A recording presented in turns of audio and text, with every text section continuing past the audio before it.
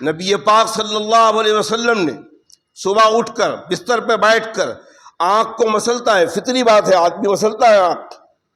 بہت سے لوگ یوں آنکھ مسلتے ہیں، بہت سے لوگ یوں مسلتے ہیں، بہت سے لوگ یوں مسلتے ہیں. اللہ کے نبی صلی اللہ علیہ وسلم کی سنت کا طریقہ یہ. اللہ کے نبی صلی اللہ علیہ وسلم جب بستر پہ اٹھ کر بیٹھتے تھے تو اللہ کے نبی صلی اللہ علیہ وسلم سب سے پہلے بسم اللہ الرحمن الرحیم پڑھ کر یہ انگلی سے یوں، پھر یہ انگلی سے یوں، اور یہ انگلی سے یوں، 3 انگلیوں سے آنکھ مسلتے تھے. آپ ذرا مسل کے دیکھیں، آپ کی آنکھ صاف ہو جائے گی جتنی چیزیں ہوں. اور اس سے مسل کے دیکھیے اور رگڑتے رہیے، جتنا رگڑیں گے اتنا اندھیرا زیادہ آئے گا، پانی زیادہ آئے گا. اللہ کے نبی کی اتنی چھوٹی سی سنت جو ہے وہ انسانیت کے فائدے مند ہے. دین مکمل ہو چکا ہے، اس میں نہ کوئی چیز ڈالی جائے گی اور نہ کوئی چیز نکالی جائے گی. اور محمد الرسول اللہ صلی اللہ علیہ وسلم کو اللہ نے دین دیا.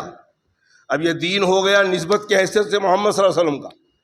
محمد صلی اللہ علیہ وسلم نے دین دیا صحابہ کو، اب یہ پورا دین ہو گیا صحابہ کا. صحابہ سے ہمیں ملا. تو محمد الرسول اللہ کی عزت تو یہ کہ وَرَفَعْنَا لَكَ ذِكْرَكَ، اے میرے محبوب صاحب ہم نے آپ کا ذکر مکمل کر دیا. ہم نے، اللہ واحد ہے لیکن کہہ رہے ہم نے، جمع کا صیغہ استعمال کرتے.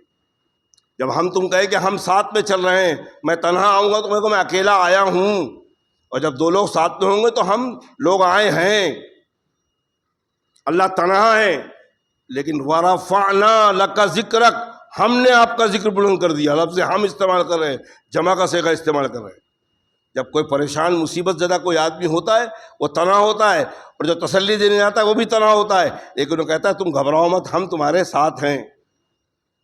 اللہ کے نبی صلی اللہ علیہ وسلم جب سورہ النشر ہو رہی تھی، کفار مکہ نے چاروں طرف سے پریشان کیا تھا. اللہ کے نبی صلی اللہ علیہ وسلم فرماتے کہ سمجھ رہے تھے کہ میرا کیا ہوگا.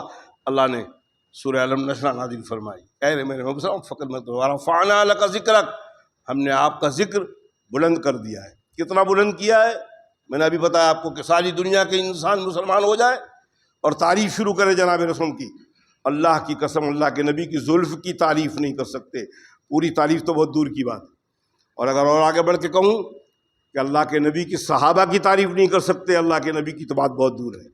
حضرت عمر کی تعریف نہیں کر سکتے، ابوبکر صدیق کی تعریف نہیں کر سکتے، حضرات حسنین کی تعریف نہیں کر سکتے، حضرت علی رضی اللہ تعالیٰ کی تعریف مکمل نہیں کر سکتے، پوری دنیا کا انسان مل کر.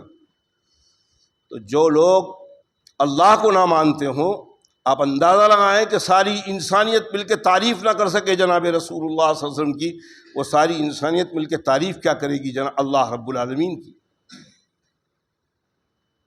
اور عجیب بات ہے، یہ کاف بھی عجیب ہے، وما ورفعنا لک ذکرک، یہ کاف بھی عجیب ہے. انا ارسلناک شاہدا ومبشرا وما ارسلناک الا رحمۃ للعالمین، ہم نے آپ کو عالم کا رحمت بنا کر بھیجا، ہم نے آپ کو شاہد اور گواہی بنا کے بھیجا. اللہ حضور کو کہہ رہے ہیں ورفعنا لک ذکرک، حضور کہہ رہے ہیں اللہم انا نستعینک ونستغفرک ونؤمن بک ونتوکل علیک. وہاں سے بھی کاف آ رہا ہے، یہاں سے بھی کاف جا رہا ہے. نماز میں کھڑے ہوئے سبحانک اللہم وبحمدک وتبارک اسمک، کاف چل رہا ہے. اور جب شروع کیا الحمد شروع کیا ایاک ونعبد وایاک نستعین، ہم تیرے درجوں کو بلند کرتے ہیں. حضور کہہ رہے ہیں ہم تیری عبادت کرتے ہیں اور تجھی سے مدد مانگتے ہیں.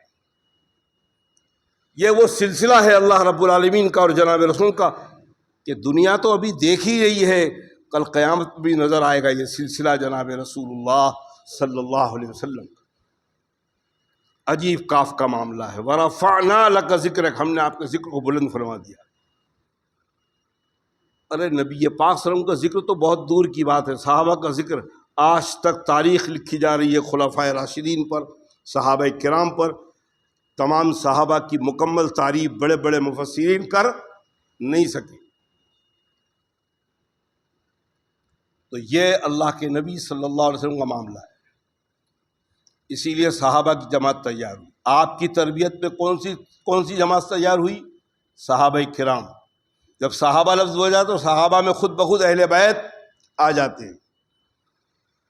یہ تربیت فرمائی، اور تربیت فرما کے سورہ بقرہ میں فرمایا فَإِنْ آمِنُوا بِمِثْلِ مَا آمَنْتُمْ فَقَدْ اهْتَدَوْا وَإِنْ تَوَلَّوْا فَإِنَّمَا هُمْ فِي شِقَاقٍ فَسَيَكْفِيكَهُمُ اللَّهُ وَهُوَ السَّمِيعُ الْعَلِيمُ. یہ ہے صحابہ کا مقام. فَإِنْ آمَنُوا بِمِثْلِ مَا آمَنْتُمْ، اللہ کہہ رہے ہیں اللہ اکبر، یہ صحابہ کی تعریف ہے. وہ یہود و نصارہ کو کہہ رہے ہیں فَإِنْ آمَنُوا بِمِثْلِ آمَنْتُمْ، اے ایمان والو یہ یہود و نصارہ تم جیسا ایمان نہ لائے فَقَدْ اهْتَدَوْا، یہ ہدایت پر آ ہی نہیں سکتے. اگر یہ اپنی ضد چھوڑ دیں یہود و نصارہ، اور فَإِنْ آمَنُوا بِمِثْلِ مَا آمَنْتُمْ، جیسے تم ایمان لائے ویسے وہ ایمان لے آئے، وہ ہدایت پر ہو جائیں گے. یہ خالی یہود و نصارہ کے نہیں، یہ قیامت تک کے لیے قرآن ہے. ہمارے لیے بھی کہ فَإِنْ آمَنُوا بِمِثْلِ مَا آمَنْتُمْ، ایسا ایمان لاؤ جیسے صحابہ نے ایمان لایا، ایسی محبت کرو محمد صلی اللہ علیہ وسلم سے جیسے صحابہ نے محبت کری. ایک عام صحابی ہیں جناب رسول اللہ صلی اللہ علیہ وسلم کے، فجر کی نماز میں فوراً نماز سلام پھیرتے اللہ کے نبی، اور وہ اٹھ کے چلے جاتے. اللہ کے نبی کی نظر پڑی کہ یہ صحابی چلا گئے. دوسرے دن پھر آیا، پھر وہ نماز سلام پھیر وہ چلے گئے.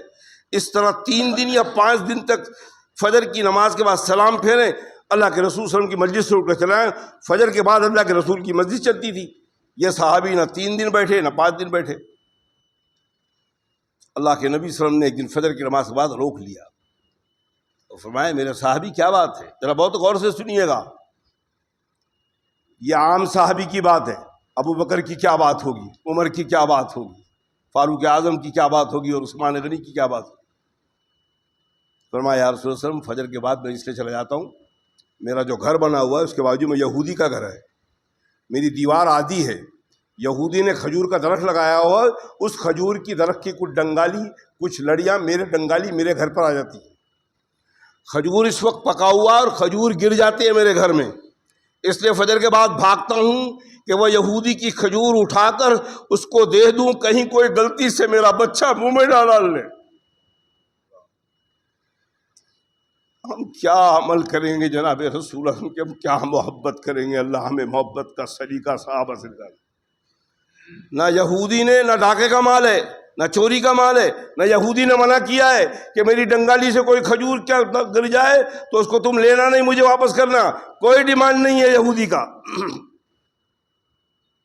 یہ صحابی کی متقی، یہ صحابی کتنا مخلص ہے کہ میرے بچوں کے حلق میں وہ یہودی کے درخت کا جو جھاڑ کا کھجور گرا ہے میرے بچوں کے حلق میں نہ چلے جائے. یا رسول اللہ میں جب پہنچتا ہوں تو کبھی کبھی کوئی بچہ چھوٹا منہ میں ڈال دیتا ہے، میں انگلی ڈال کے اس کھجور کو نکال دیتا ہوں. یہودی کی کھجور ہے، کوئی ڈاکہ نہیں ڈالا گیا، کوئی چوری نہیں کی گئی ہے. آپ اندازہ لگائیں، کھجور ہو حضرت فاطمہ رضی اللہ تعالیٰ عنہ کی، کھجور ہو محمد رسول اللہ کی بیٹی کی، کھجور ہو حضرت علی کے بیوی کی، کھجور ہو حضرت فاطمہ کی کہ جب حضرت فاطمہ گھر تشریف لاتی، ابو بکر و عمر رضی اللہ تعالیٰ فرماتے ہیں کہ ہم نے دیکھا کہ جب حضرت فاطمہ آتی حضور ان کے استقبال کے لیے کھڑے ہو جاتے، ہم بھی نہیں بیٹھتے تاکہ کھڑے ہو جاتے اپنے نبی کے ساتھ حضرت فاطمہ کا استقبال کے لیے.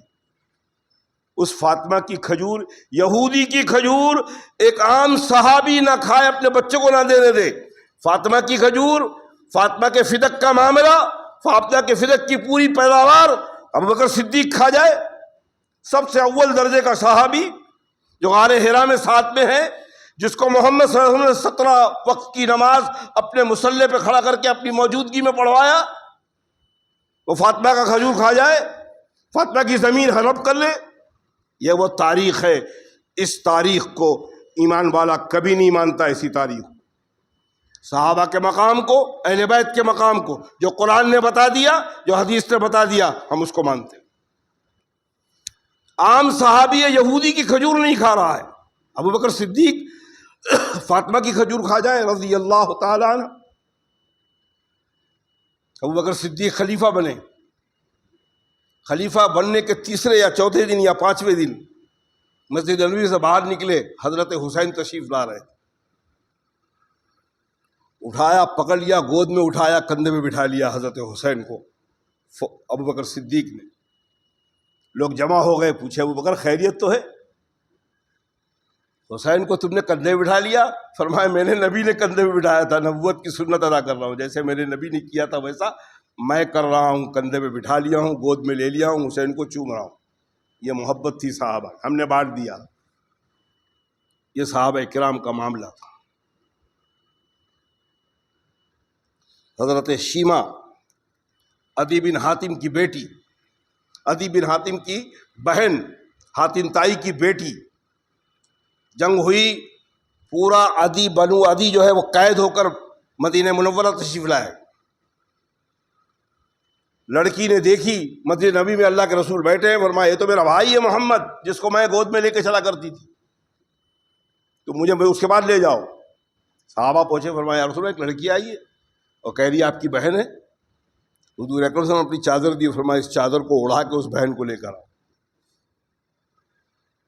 اگر وہ کہہ رہی کہ میری بہن ہے تو جھوٹ نہیں بولتی ہوگی، چادر لے جاؤ، اس کو اڑا کے لے کر آؤ. اڑا کے لے گئے. جب پہنچی، فرمایا محمد صلی اللہ علیہ وسلم پہچانا مجھے؟ فرمایا پہچانا، تو میری بہن ہو. حضرت حلیمہ دائیہ بہن میری، دودھ دائی بہن ہو، کیا چاہتی ہو؟ فرمایا رسول میرے قبیلے کو آزاد کر دیا جائے اور مجھے میرے وطن چھوڑ دیا جائے. نوجوان صحابہ کو اللہ کے رسول صلی اللہ علیہ وسلم نے حضرت شیما کو، تمام قبیلے کو الگ بھیجا، حضرت شیما کے ساتھ نوجوان صحابی کو بھیجا کہ جاؤ اس کو اس کے ادھر چھوڑ جاؤ. اونٹوں سے راستہ چل رہا ہے، رات بھی گزر رہی ہے، دن بھی گزر رہی ہے، رات بھی گزر رہی ہے، دن بھی گزر رہی ہے، رات بھی گزر رہی ہے، دن بھی گزر رہی ہے. اس انداز سے پہنچے. جب عدی بن حاتم کو دور سے دیکھا کہ یہ قافلہ، میری بہن آگے ہے، چادر اڑی ہے اور کچھ قافلے کو لوگ لے کے آ رہے ہیں، تلوار کھینچ کر کھڑے ہوئے. اور جب مسلمانوں نے چھوڑا شیما کو، تو شیما سے عدی مخاطب ہوا کہ پہلے یہ بتاؤ کہ تم کتنی دن و رات گزرتے رہے، تم نے قیام کرتے رہے، یہ لوگ تمہیں چھوڑنے آئے، یہ بتاؤ کہ کتنی راتوں میں تمہارا ریپ کیا گیا، کتنی راتوں میں تمہاری عزت لوٹی گئی، کتنی راتوں میں ان لوگوں نے، ان نوجوانوں نے تمہیں بیٹھ کر گھورا، تمہیں پکڑا. شیما نے زور سے آواز لگائی، خاموش ہو جا بدبخت، خاموش ہو جا. سگے بھائی کو بولا تو میرا بھائی ہے، تیرا میرا خونی رشتہ ہے، لیکن اتنی حیا تیری نظروں میں نہیں ہوگی جتنی حیا ان غلامان محمد رسول اللہ کی نظروں میں ہے. انہوں نے مجھے نظر اٹھا کے دیکھا تک نہیں کبھی، اتنی حیا ان غلاموں میں تھی. وہ ہے صاحب رسول اللہ صلی اللہ علیہ وسلم، جس کو قرآن کہہ رہا ہے فَإِنْ آمَنُوا بِمِثْلِ مَا آمَنْتُمْ. بہت بڑی سورہ بقرہ کی پہلے پارے کی آخری آیت ہے. فَسَيَكْفِيكَهُمُ اللَّهُ وَهُوَ السَّمِيعُ الْعَلِيمُ. یہ وہی آیت ہے جس میں حضرت عثمان رضی اللہ تعالیٰ عنہ قرآن پاک کی تلاوت کر رہے تھے. یہی آیت پر پہنچے تھے فَإِنْ آمَنُوا بِمِثْلِ مَا آمَنْتُمْ فَقَدِ اهْتَدَوْا وَإِنْ تَوَلَّوْا فَإِنَّمَا هُمْ فِي شِقَاقٍ فَسَيَكْفِيكَهُمُ اللَّهُ وَهُوَ السَّمِيعُ الْعَلِيمُ. تلوار مارا قاتل نے، خون گرا. اسی آیت پر آج تک محفوظ ہے وہ قرآن پاک جس پر یہ خون گرا ہے حضرت عثمان غنی کا. اہل بیت اور صحابہ کی محبت. ہم یہاں بیٹھ کر اہل بیت محرم کا مہینہ آیا، اہل بیت اور صحابہ کرام کو الگ الگ گننا لگتے. حضرت علی رضی اللہ تعالیٰ عنہ کو ابو بکر صدیق نے، عمر فاروق نے رائے دی کہ تم جاؤ اللہ کے نبی سے فاطمہ کا رشتہ مانگ لو. بغیر محبت کے کوئی بولتا ہے؟ اللہ کے نبی صلی اللہ علیہ وسلم کے پاس گئے حضرت علی، فرمایا یا رسول اللہ میں چاہتا ہوں کہ فاطمہ کا نکاح مجھ سے ہو جائے. اللہ کے نبی صلی اللہ علیہ وسلم خاموش ہے. بہت غور سے سنیے گا، یہ صحابہ کرام کا مقام ہے. یہ ابو بکر ہیں، یہ عمر ہیں. واپس جب آئے، گردن جھکی تھی حضرت علی کی، واپس آ رہے ہیں. ابو بکر نے پوچھا کیا خیریت تو ہے علی، کیا بات ہے؟ فرمایا میں نے اللہ کے رسول صلی اللہ علیہ وسلم سے درخواست کی. فرمایا اللہ کے رسول نے کیا کیا؟ فرمایا اللہ کے رسول خاموش رہے، کوئی جواب نہیں دیا. یہ نبوت کے مزاج کا شناش تھا ابو بکر. فرمایا کیا ہوا؟ اللہ کے نبی صلی خاموش تھے. فرمایا علی جاؤ خوشی مناؤ، اب تمہارا رشتہ فاطمہ کے ساتھ ہو گیا. اللہ کے نبی کی خاموشی اس بات کی اس بات کی اجازت بتا رہی ہے کہ اللہ کے نبی راضی ہے فاطمہ کے نکاح سے. یہ وہی طریقہ ہے جب ہم آج نکاح کرتے ہیں اور جب وکیل جا کر، گواہ جا کر ایجاب و قبول کیا جاتا ہے دولہے سے اور دلہن سے. بہت ساری لڑکیاں ادب کے مارے، عزت کے مارے، ماں باپ کے سامنے، رشتہ داروں کے سامنے یہ الفاظ نہیں کہہ پاتی کہ قبول کیا میں نے، خاموش رہتی ہے. 3 مرتبے تک گواہ اور وکیل پوچھتے ہیں، 3 مرتبے تک خاموش رہتی ہے، اس کی اس خاموشی کو قبول کے اندر قبول کیا جاتا ہے، لکھا جاتا ہے کہ قابل قبول ہو گیا ہے، اس لیے کہ اللہ کے نبی صلی اللہ علیہ وسلم بھی خاموش تھے۔ اور دوسری بات، اللہ کے نبی نے پوچھا ٹھیک ہے علی ادھر آؤ، میں فاطمہ کا نکاح تم سے کرتا ہوں، مہر کی رقم ہے تمہارے پاس، گھر کے اندر کچھ ضروریات کا سامان جو استعمال کرنے کی چیز ہے وہ ہے۔ بہت غور سے سنیے گا، اسلام کے اندر جہیز مانگنا جہیز لینا سخت ممانعت ہے، لینے والا بھی گنہگار، دینے والا بھی گنہگار۔ اللہ کے نبی حضرت کو فرمایا کہ گھر میں ضرورت کا سامان ہے، علی نے فرمایا نہیں، نہ مہر کی رقم ہے نہ گھر کا سامان ہے۔ فرمایا جاؤ، تمہارے پاس کوئی سامان ہو اس کو بیچو، گھر کی ضرورت کا سامان کا انتظام کرو اور مہر کا انتظام کرو۔ آج مسلمانوں کے اندر جہیز کا لین دین شروع ہوا ہے، بہن کا حق مارا جا رہا ہے، بیٹی کا حق مارا جا رہا ہے۔ بیٹی کو تو سب ہم نے جہیز میں دے دیا، بس اور کیا ہے، اب کیا دیا جائے؟ جہیز کوئی حق نہیں ہے، لیکن وراثت اللہ کے نبی نے وراثت جاری رکھی ہے، قیامت تک وراثت ہے، بیٹے کی وراثت، بیٹی کی وراثت، بہن کی وراثت۔ کتنا عمل کر رہا ہے مسلمان؟ پوری دنیا کے اندر اس وقت پاکستان، بنگلہ دیش، صرف افغانستان ایسا ملک ہے اللہ اس ملک سے اسلام کا وہ کام لے لے جو صحابہ نے دیا تھا۔